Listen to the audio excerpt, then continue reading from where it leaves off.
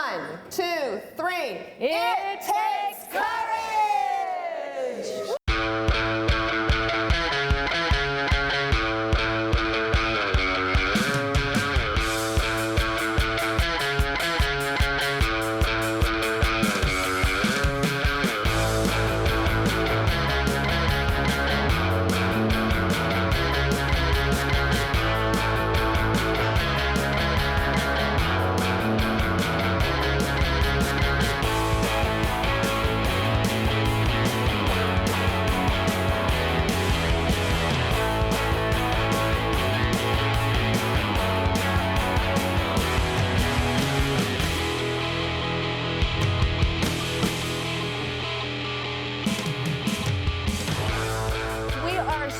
Incredibly excited about this. We are looking forward to a fantastic week together.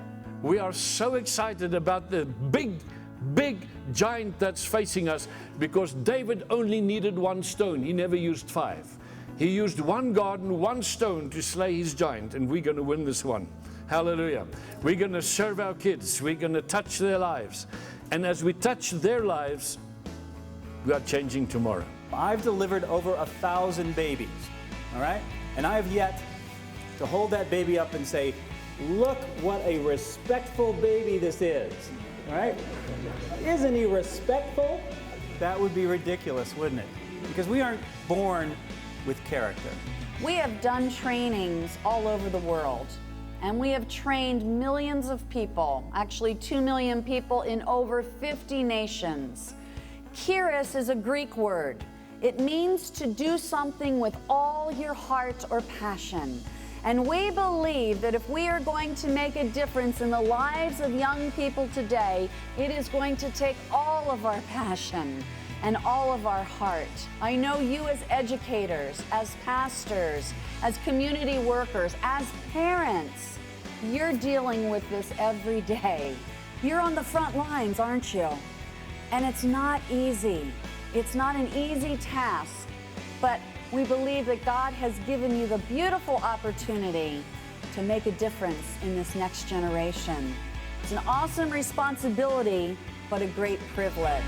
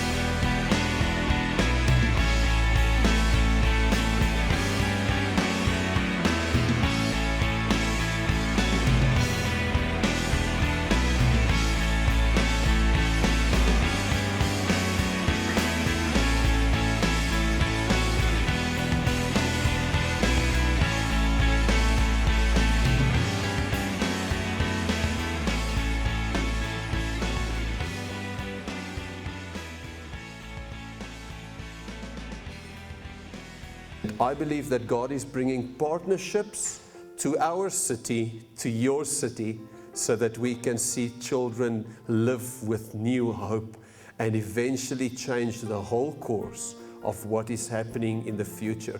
So you must remember, in the year 2020, the child who you are investing in now is going to be the next leader, the business leader, the father, the mother, and the leaders of our society. That is what we are busy with. We are touching the generation that will change the city in the year 2020. We are going to focus on the children, and we want to educate them. I think that the stuff that Kairos has developed is fantastic.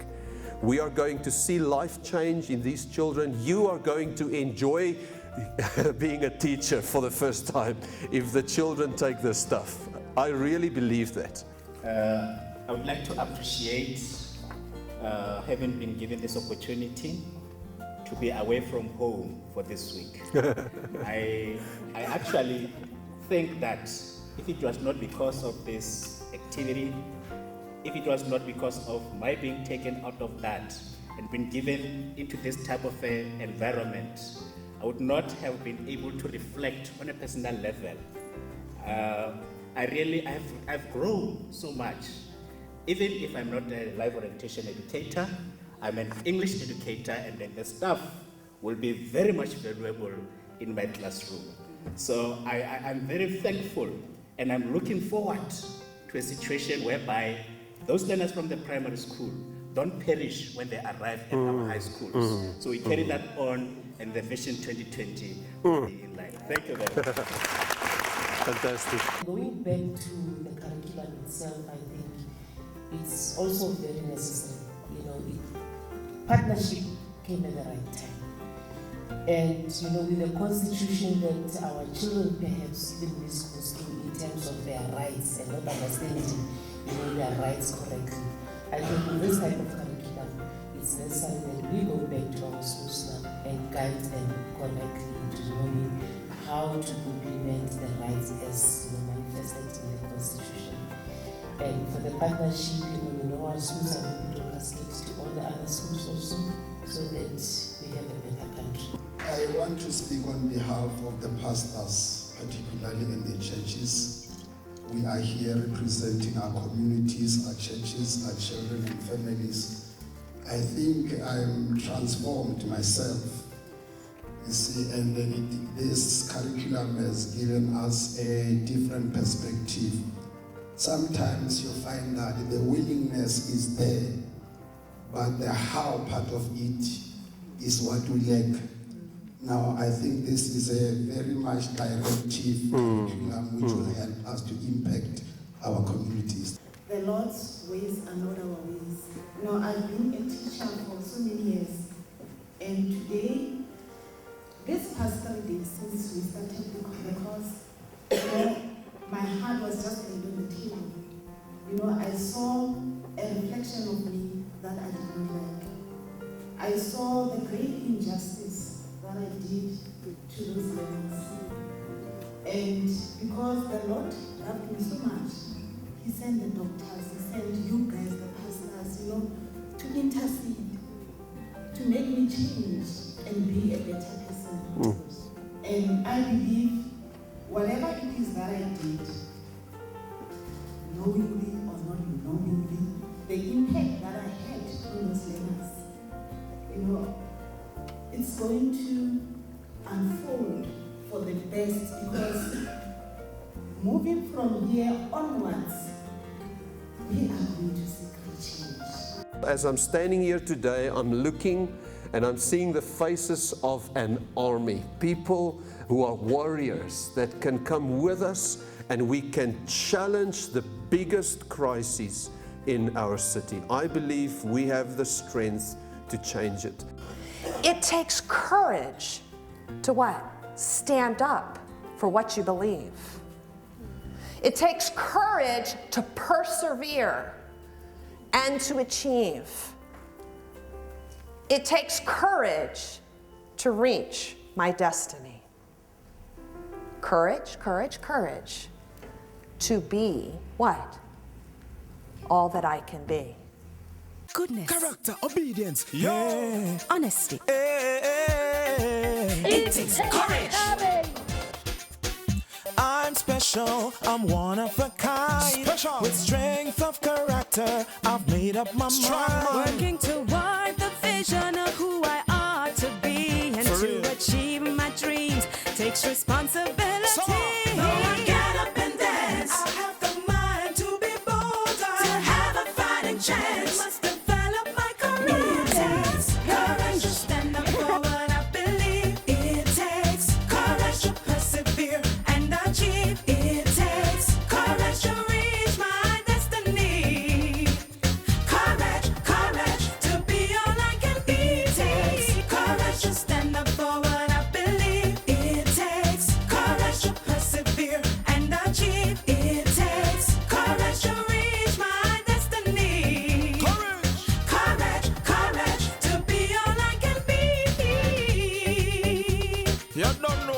trust in the Father. I'm special, I'm one of a kind, with a heart of compassion, leaving no one behind. On this journey of life, it can't be all about me, so I must help somebody on the road to liberty. So I get up and dance. I have the mind to be bolder, to have a fighting chance. Must develop my courage. It takes courage to